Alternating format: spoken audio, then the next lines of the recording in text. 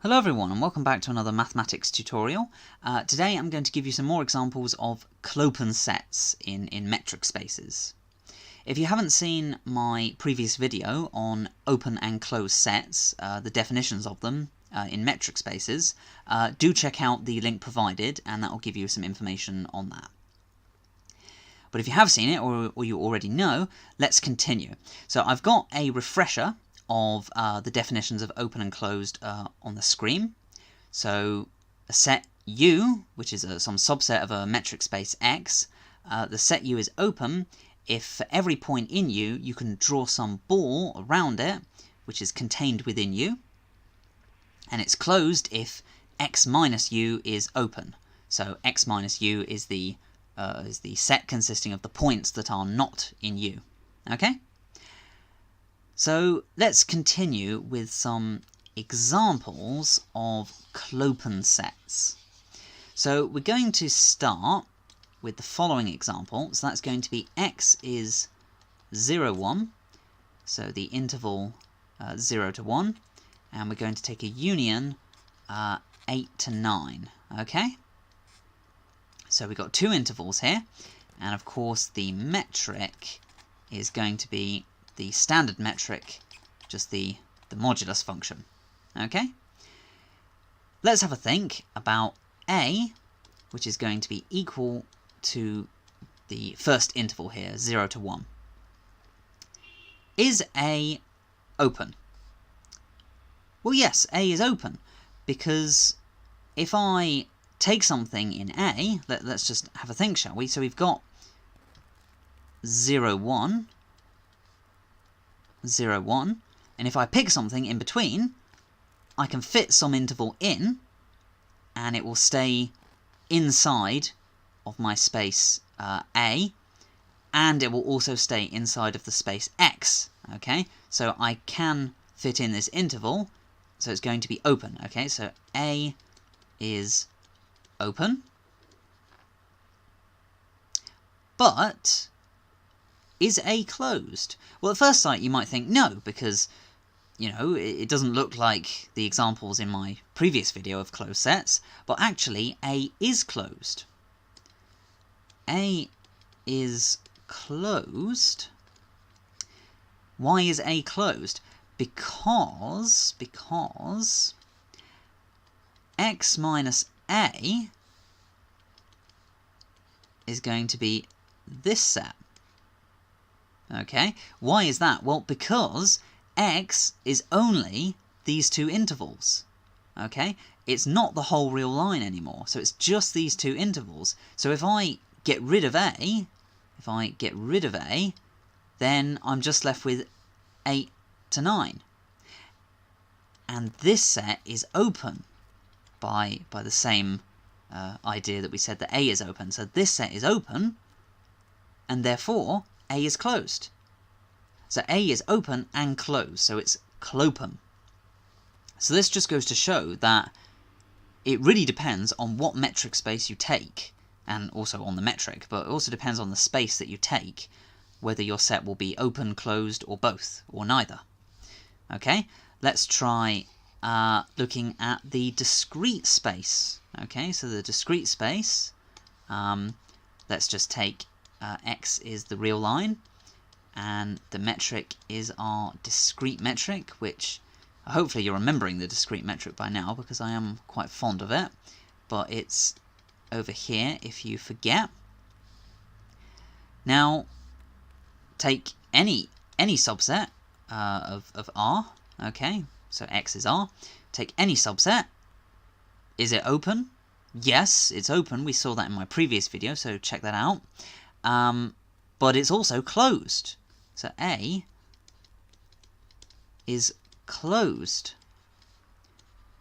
because every set is open. Every set is open. So every set is open because it's the discrete metric, so you can use the fact that it's only going to be 1 or 0 to ensure that every set is open.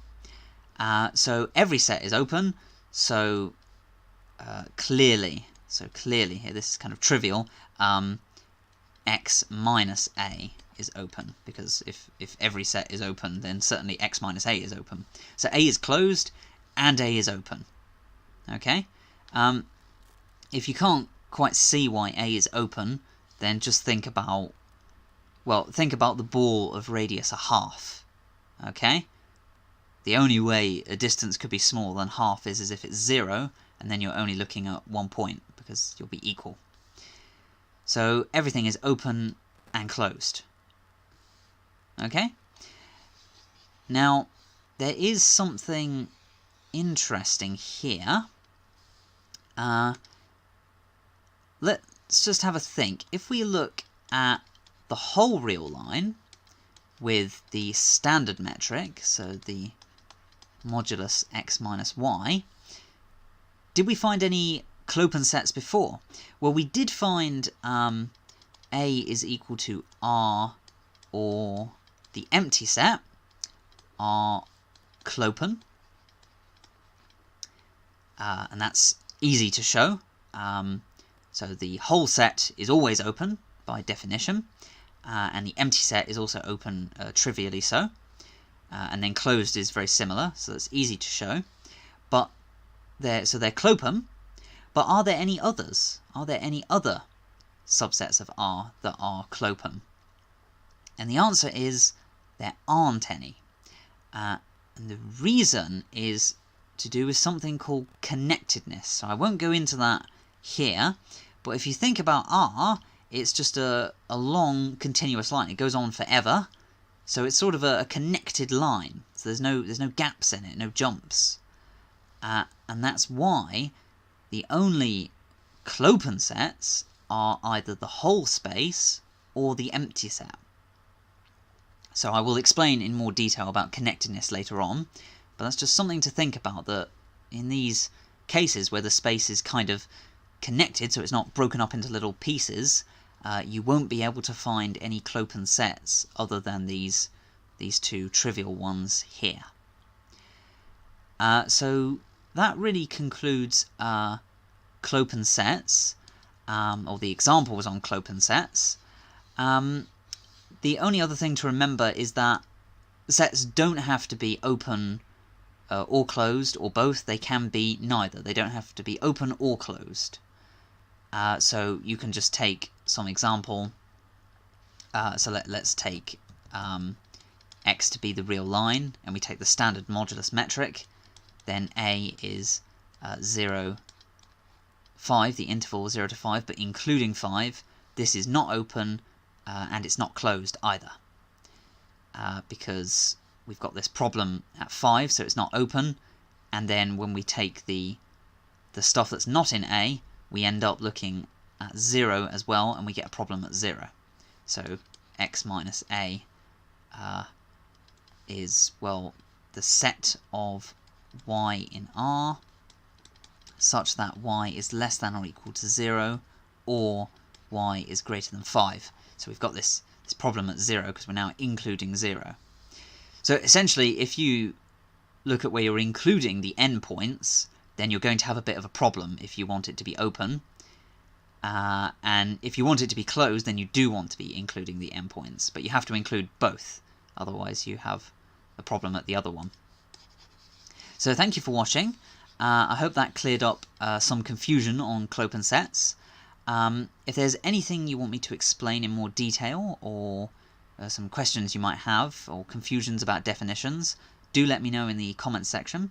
And don't forget to leave a like and subscribe to my channel.